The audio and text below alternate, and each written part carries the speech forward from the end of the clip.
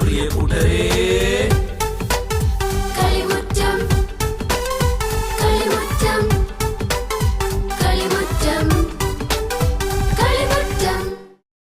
എല്ലാ കൊച്ചു കൂട്ടുകാർക്കും കളിമുറ്റത്തിന്റെ ഇന്നത്തെ എപ്പിസോഡിലേക്ക് സ്വാഗതം.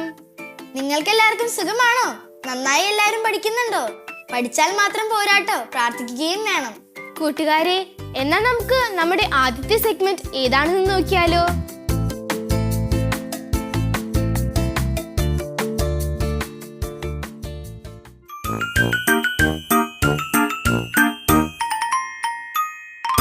ഹായ് കൂട്ടുകാരെ, എല്ലാവർക്കും സുഖമാണോ? എല്ലാവരും കഥ കേൾക്കാൻ തയ്യാറാണോ? അതിനു മുൻപേ നമുക്ക് എല്ലാവരും ഒന്ന് പരിചയപ്പെട്ടാലോ? ആമയുടെ പേരെന്താ? ജെനീസ സിനോജ്. ഏത് കാട്ടിൽ നിന്നാ വരുന്നേ? പോട്ട. മീനിന്റെ പേരെന്താ? സെറൻമേജോ. ഏത് കാട്ടിൽ നിന്നാ വരുന്നേ? വെള്ളഞ്ചിറ കാട്ടിന്ന്. കീരിക്കുട്ടന്റെയോ? ഡാനിയൽ സണ്ണി. ഏത് കാട്ടിൽ നിന്നാ വരുന്നേ?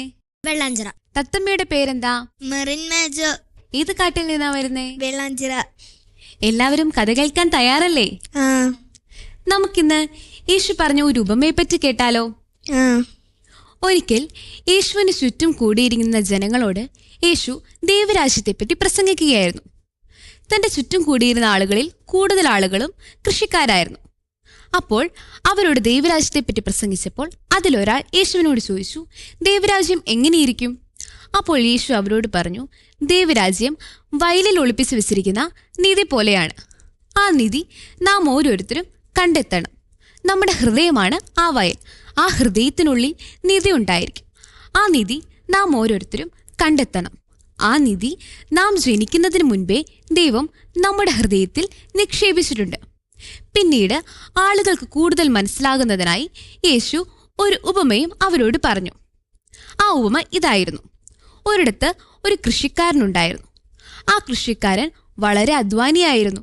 എല്ലാ ദിവസവും രാവിലെയും വൈകുന്നേരവും തൻ്റെ വയലിൽ കൃഷിപ്പണിക്കായി പോവുകയും അതിൽ നിന്ന് സമ്പാദിക്കുകയും അതുപോലെ ആ സമ്പാദ്യത്തിൽ നിന്ന് അദ്ദേഹം സന്തോഷത്തോടെ ജീവിക്കുകയും ചെയ്തിരുന്നു. ആ കൃഷിക്കാരന് 4 മടിയന്മാരായ ആൺമക്കൾ ഉണ്ടായിരുന്നു. അവർ വൻ മടിയന്മാരായിരുന്നു. ഒരു ജോലിയും ചെയ്യുകയില്ല. പിതാവിനെ ഒരിറ്റു പോലും സഹായിക്കുകയുമില്ല.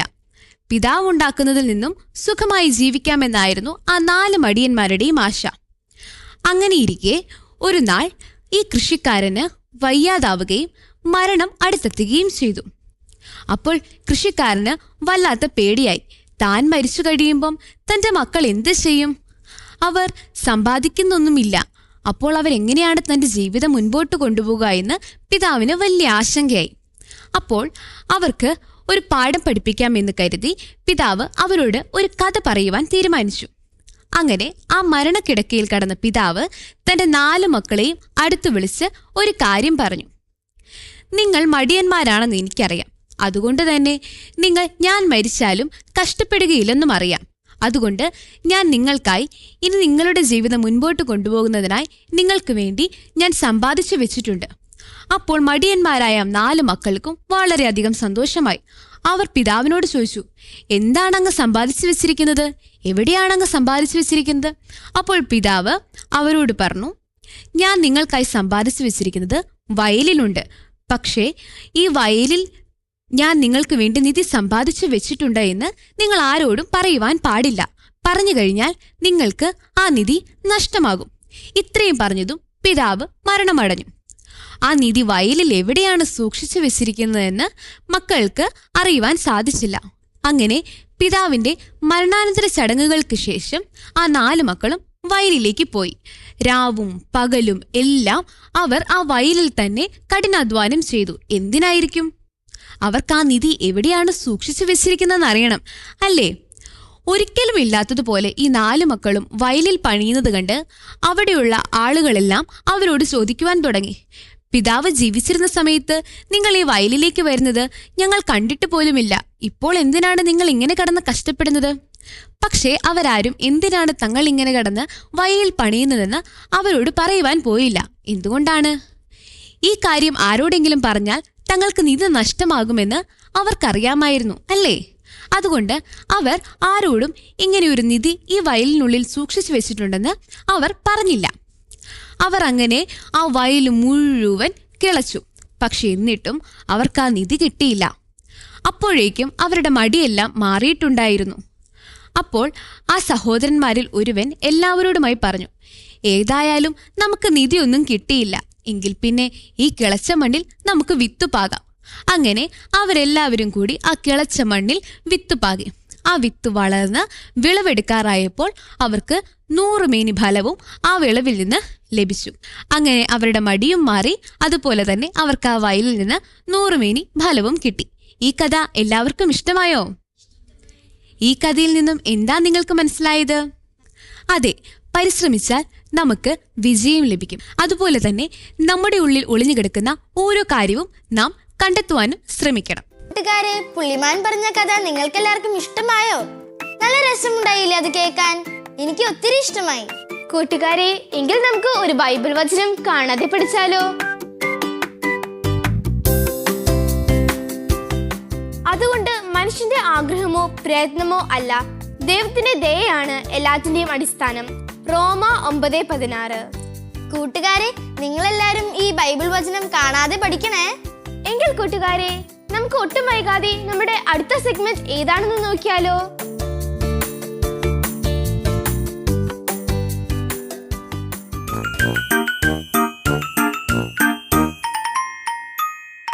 പരമപിതാവായ ദൈവത്തിന് സ്തുതി. നിങ്ങൾ രാവിലെ എഴുന്നേൽക്കുമ്പോൾ പരമപിതാവായ ദൈവത്തോട് പ്രാർത്ഥിക്കുന്നില്ലേ? എങ്കിലിനി മറ്റൊരു കാര്യം ഞാൻ നിങ്ങളോട് ചോദിക്കട്ടെ കൂട്ടുകാരെ. എന്താണെന്നോ, നിങ്ങൾ എന്നും രാത്രി ഉറങ്ങാൻ പോകുന്നതിനു മുമ്പ് കർത്താവായ ദൈവത്തോട് പ്രാർത്ഥിക്കാറുണ്ടോ? ചിലരൊക്കെ പ്രാർത്ഥിക്കാറില്ലല്ലോ. അത് ഈ ഉണ്ണീശോയ്ക്ക് അറിയാട്ടോ. എങ്കിൽ നിങ്ങളിനി എന്നും രാത്രി ഉറങ്ങാൻ കിടക്കുന്നതിനു മുമ്പ് പരമപിതാവായ ദൈവത്തോട് പ്രാർത്ഥിക്കണം. അന്നേ ദിവസം അവിടുന്ന് തന്ന എല്ലാവിധ അനുഗ്രഹങ്ങൾക്കും നന്മകൾക്കും നന്ദി പറയണം. യാതൊരുവിധ ആപത്തും കൂടാതെ കാത്തു പരിപാലിച്ചതിനും നന്ദി പറയണം. അങ്ങനെ എന്നും പിതാവായ ദൈവത്തോട് നന്ദിയുള്ളവരായിരിക്കണം ഉണ്ണീശോയുടെ കൂട്ടുകാർ. നിങ്ങളെല്ലാവരും ഇനി മുതൽ മറക്കാതെ കിടക്കുന്നതിനു മുമ്പ് പ്രാർത്ഥിക്കുമോ? നല്ലൊരു ഉറക്കം ലഭിക്കാനും പേടിപ്പെടുത്തുന്ന സ്വപ്നങ്ങൾ കാണാതിരിക്കാനും പ്രാർത്ഥന കൂടിയേ തീരൂ കൂട്ടുകാരെ.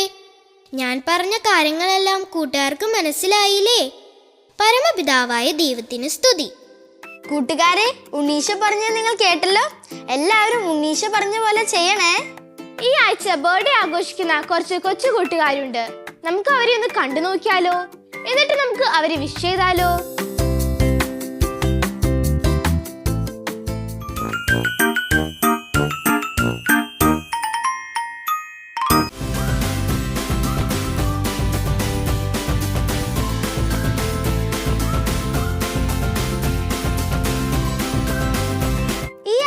ബർത്ത്ഡേ ആഘോഷിക്കുന്ന എല്ലാ കൊച്ചുകൂട്ടുകാർക്കും ഞങ്ങളുടെ വക 1000 ബർത്ത്ഡേ ആശംസകൾ. കൂട്ടുകാരെ, നമുക്ക് അടുത്ത സെഗ്മെന്റ് ഏതാണെന്ന് നോക്കിയാലോ? എല്ലാ കൊച്ചു കൂട്ടുകാർക്കും ബൈബിൾ ഗെയിംസിലേക്ക് സ്വാഗതം. നമ്മൾ ഇന്ന് കളിക്കാൻ പോകുന്ന ഈ ഗെയിമിന്റെ പേരാണ് ഡാർട്ട് ആൻഡ് ട്രിവിയ. അപ്പോൾ നമുക്കിതിന് വേണ്ട ഐറ്റംസ് എന്തൊക്കെയാണെന്ന് നോക്കിയാലോ? നമുക്കിതിനായി ഒരു ഡാർട്ട് ബോർഡ് ഉണ്ട്. ഡാർട്ട് ബോർഡിൽ നിങ്ങൾ നോക്കിയാൽ കാണാം 4 നിറങ്ങളുണ്ട്: red, blue, green and yellow. ഇതിലോട്ട് എറിയാനായി കുറച്ച് ബോളുകളുണ്ട്. ഈ ബോളുകൾ എറിയുമ്പോൾ ഏത് നിറത്തിലാണോ വന്ന് വീഴുന്നത് അതേ നിറത്തിലുള്ള കുറച്ച് കാർഡുകൾ ഇവിടെയുണ്ട്. ഈ കാർഡുകളിൽ വളരെ സിമ്പിൾ ആയിട്ടുള്ള കുറച്ച് ബൈബിൾ, മരിയൻ, വിശുദ്ധർ അങ്ങനെ ബന്ധപ്പെട്ടിട്ടുള്ള ചോദ്യങ്ങളായിരിക്കും. ഇതിൽ യെല്ലോ നിറത്തിലാണ് വീഴുന്നതെങ്കിൽ നിങ്ങൾ കൂദാശകളുമായിട്ടുള്ള ചോദ്യങ്ങൾക്കായിരിക്കും ഉത്തരം പറയേണ്ടത്. അതുപോലെ നീല നിറത്തിലാണെങ്കിൽ മരിയൻ ചോദ്യങ്ങൾക്കായിരിക്കും ഉത്തരം പറയേണ്ടത്. റെഡിലാണെങ്കിൽ വിശുദ്ധരുടെയും, ഗ്രീനിലാണെങ്കിൽ ബൈബിളുമായി ബന്ധപ്പെട്ടിട്ടുള്ള ചോദ്യങ്ങൾക്കായിരിക്കും നിങ്ങൾ ഉത്തരം പറയുക. അപ്പോൾ നമുക്ക് ഇതിൽ എങ്ങനെയാണ് പോയിന്റുകൾ ലഭിക്കുന്നത് നോക്കിയാലോ? നിങ്ങൾ ഇതിൽ ഓരോ ബോളുകൾ എറിയുമ്പോൾ ഏത് കോളത്തിലാണോ വന്ന് വീഴുന്നത് ആ കോളത്തിലുള്ള പോയിന്റുകൾ നിങ്ങൾക്ക് ലഭിക്കും. കൂടാതെ നമ്മൾ ഇവിടെ ചോദിക്കുന്ന ചോദ്യങ്ങൾക്ക് നിങ്ങൾ ശരി ഉത്തരം പറഞ്ഞാൽ ഏത് കോളത്തിലാണോ വീണേ അതിന്റെ ഡബിൾ പോയിന്റുകൾ നിങ്ങൾക്ക് ലഭിക്കും. ഓക്കെ, ക്ലിയർ അല്ലേ? എന്നാൽ നമുക്ക് ഗെയിമിലോട്ട് പോയാലോ? ഓക്കെ, അപ്പൊ നമുക്ക് ഈ ഗെയിം കളിക്കാനായിട്ട് ഇവിടെ 4 കൂട്ടുകാരെ എത്തിയിട്ടുണ്ട്. നമ്മൾ ഈ 4 പേരെയും 2 ടീമായിട്ട് തിരിക്കുകയാണ്. അപ്പൊ നമുക്ക് ഈ ടീമുകൾക്ക് ഓരോ പേരിടണ്ടേ? നിങ്ങളുടെ ടീമിന് നിങ്ങൾക്ക് ഇഷ്ടമുള്ള എന്തെങ്കിലും ഒരു പേര് നിങ്ങളൊന്ന് ഡിസ്കസ് ചെയ്തിട്ട് പറയൂ. അതുപോലെ നിങ്ങളും ഒന്ന് ഡിസ്കസ് ചെയ്തിട്ട്. അപ്പോ നിങ്ങളുടെ ടീമിന്റെ പേരെന്താണ്? മാലാക. ഓക്കെ, നിങ്ങളുടെ ടീമിന്റെ പേര്? വിശുദ്ധൻ. ഓക്കെ, അപ്പൊ നമുക്ക് ഗെയിമിലോട്ട് പോയാലോ? ആദ്യം നമുക്ക് മാലാഖയിൽ നിന്ന് തുടങ്ങാം. ഓ, 100 പോയിന്റ് ആണ് ഇവർക്ക് ലഭിച്ചിരിക്കുന്നത്. ഓക്കെ, ഇത് റെഡിലോട്ടാണ് വീണിരിക്കുന്നത്. അപ്പൊ നിങ്ങൾക്ക് ഒരു ചോദ്യം ചോദിക്കട്ടെ? നിങ്ങളുടെ ടീമുമായി ഡിസ്കസ് ചെയ്തിട്ട് ഉത്തരം പറഞ്ഞാൽ മതി. ഓക്കെ, പാറ എന്നർത്ഥമുള്ള പേരുള്ള ആദ്യത്തെ മാർപ്പാപ്പയായ വിശുദ്ധൻ? വിശുദ്ധ പത്രോസ്. Yes, correct answer. ഇനി നിങ്ങളുടെ ടീമിൽ നിന്ന് ആരാ വരുന്നത്? അത് ഗ്രീനിലോട്ടാണ് വന്നിരിക്കുന്നത്. ചോദിക്കട്ടെ, 10 കൽപ്പനകൾ നൽകാൻ ദൈവം തിരഞ്ഞെടുത്ത വ്യക്തി ആര്? മോശ. മോശ, കറക്റ്റ് ആൻസർ. അടുത്തത് മാലാഖയുടെ ടീമിൽ നിന്ന്. അത് യെല്ലോയിലോട്ടാണ് വീണിരിക്കുന്നത്. കത്തോലിക്ക സഭയിൽ എത്ര കൂദാശകളുണ്ട്? 7. Correct answer. അടുത്തത് വിശുദ്ധരുടെ ടീമിൽ നിന്ന്. റെഡിലോട്ടാണ് വീണിരിക്കുന്നത്. കമ്പ്യൂട്ടർ യുഗത്തിലെ യുവ വിശുദ്ധൻ ആര്? വിശുദ്ധ കാർലോഗ്. Yes, correct answer. കൊച്ചു കൂട്ടുകാരെ, നിങ്ങൾക്ക് ഈ ഗെയിം ഇഷ്ടമായോ? എങ്കിൽ നിങ്ങൾ തീർച്ചയായും നിങ്ങളുടെ സൺഡേ സ്കൂളിലും നിങ്ങളുടെ ഫാമിലി ഗെറ്റ് ടുഗദറിലൊക്കെ നിങ്ങൾ ഇത് ട്രൈ ചെയ്യില്ലേ? അടുത്ത ആഴ്ച വീണ്ടും മറ്റൊരു ഇൻട്രസ്റ്റിംഗ് ഗെയിമായി വീണ്ടും വരാം. അതുവരേക്കും ബൈ. നിങ്ങൾക്കെല്ലാവർക്കും ഗെയിം കളിക്കാൻ ഇഷ്ടമല്ലേ? ഈ ബൈബിൾ ഗെയിമിൽ പഠിപ്പിച്ച ഗെയിം നിങ്ങളെല്ലാരും സൺഡേ സ്കൂളിൽ പോയി കൂട്ടുകാരോടൊപ്പം കളിച്ചു നോക്കണേ. എനിക്ക് ഈ ബൈബിൾ ഗെയിം ഒത്തിരി ഇഷ്ടായി. ജീനയ്ക്ക് ഇഷ്ടായോ? എനിക്കും ഒത്തിരി ഇഷ്ടമായി. എങ്കിൽ നമുക്ക് വിശുദ്ധന്റെ വചനം കാണാണ്ട് പഠിച്ചാലോ? എന്റെ ദൈവത്തെ അനുകരിച്ച് എനിക്ക് സൗജന്യമായി കിട്ടിയത് സൗജന്യമായി പാവപ്പെട്ടവർക്ക് കൊടുത്തുകൂടെ? വിശുദ്ധ മദർ തെരേസ. ഇന്ന് ആരായിരിക്കും നമുക്കായി ഗാനം ആലപിക്കാൻ വന്നിരിക്കുക? നമുക്കൊന്ന് കണ്ടു നോക്കിയാലോ?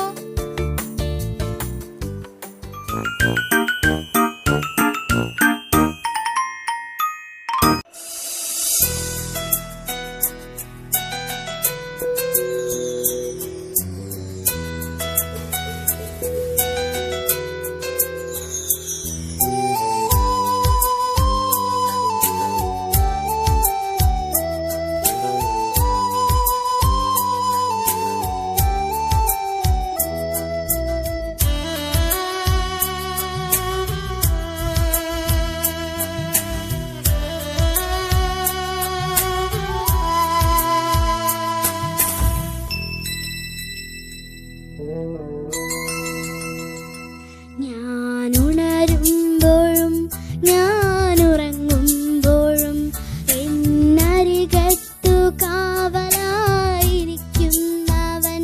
ഞാനുണരുമ്പോഴും ഞാനുറങ്ങുമ്പോഴും എന്നരികത്തു കാവലായിരിക്കുന്നവൻ.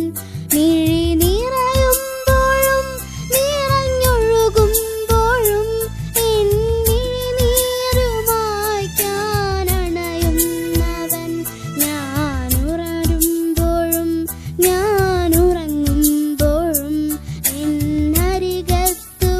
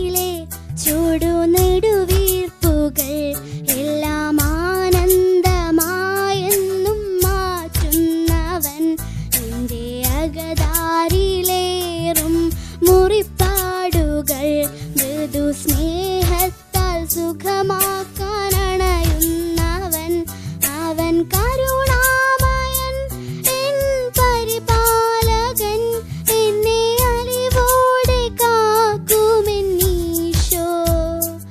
അവൻ കരുണാമയൻ എൻ പരിപാലകൻ എന്നെ അലിവോടെ കാക്കുമെന്നീശോ. ഞാൻ ഉണരുമ്പോഴും ഞാൻ ഉറങ്ങുമ്പോഴും എന്നരികത്തു കാവലായിരിക്കുന്നവൻ. മിഴി നിറയുമ്പോഴും നിറഞ്ഞൊഴുകുമ്പോഴും എന്നീരുമാകാനണയുന്നവൻ.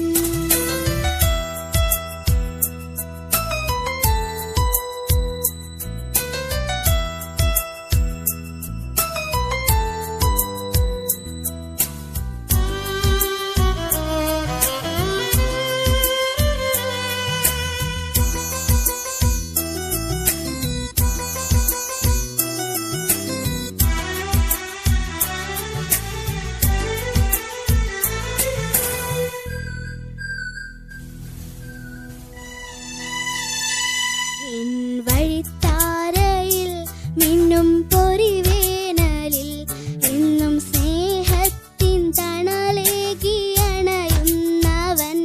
എൻ സഹനങ്ങളിൽ പൊള്ളും തീച്ചൂളയിൽ എന്നും തെളിനീരു നൽകാനണയുന്നവൻ. അവൻ മമ നായകൻ എൻ വഴിയായവൻ എന്നെ താഴാതെ താങ്ങുമെന്നീശോ.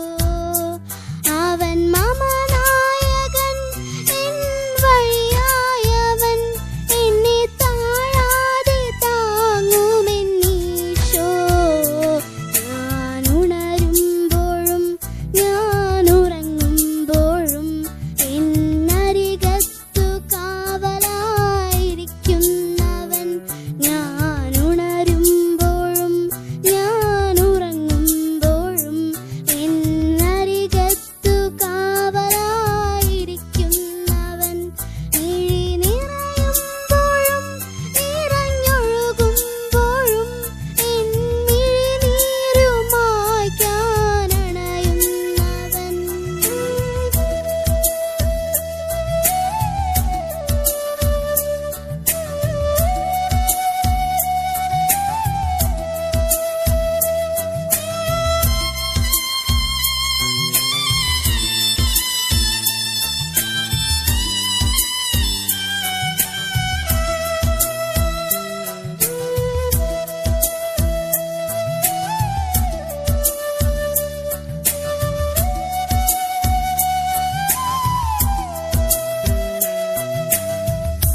നിങ്ങൾക്ക് ഇന്നത്തെ കളിയരങ്ങ് ഇഷ്ടമായോ?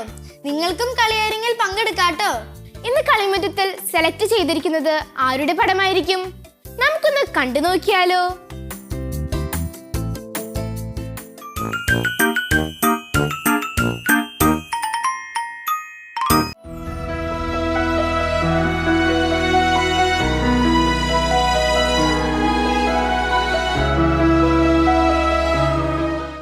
നിങ്ങൾക്കും ഇതുപോലെ പടം വരയ്ക്കാനും ഡാൻസ് കളിക്കാനും പാട്ട് പാടാനൊക്കെ കഴിവുകളുണ്ടെങ്കിൽ തീർച്ചയായും കളിമുറ്റത്തിൽ പങ്കെടുക്കാം. അതിനായി ഞങ്ങൾ കോൺടാക്ട് ചെയ്യേണ്ട address: the producer, Kalimuttam, divine vision, divine retreat centre, Muringoor PO, Chalakudy, Thrissur. Pin 680309. Email kalimutamgtv24@gmail.com. Phone 8606460033. കൂട്ടുകാരെ, നമുക്ക് അടുത്ത സെഗ്മെന്റ് ഏതാണെന്ന് നോക്കിയാലോ?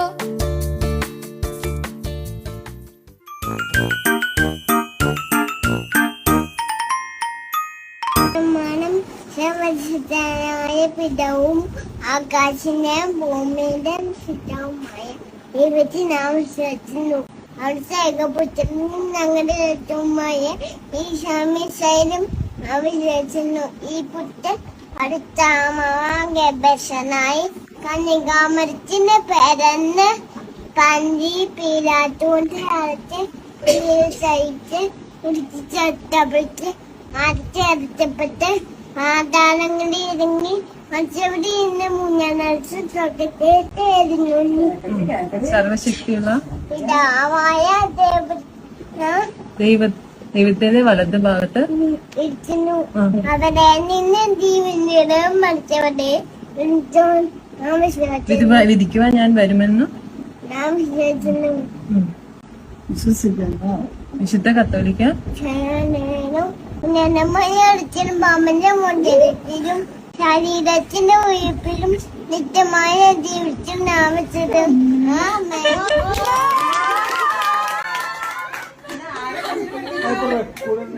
കൂട്ടുകാരെ, നിങ്ങൾക്ക് ഇന്നത്തെ കളിമുറ്റം ഇഷ്ടമായോ? എങ്കിൽ അടുത്ത ആഴ്ച ഇതിനും നല്ലൊരു എപ്പിസോഡുമായി ഞങ്ങൾ വീണ്ടും വരുന്നതായിരിക്കും. അതുവരേക്കും ബൈ.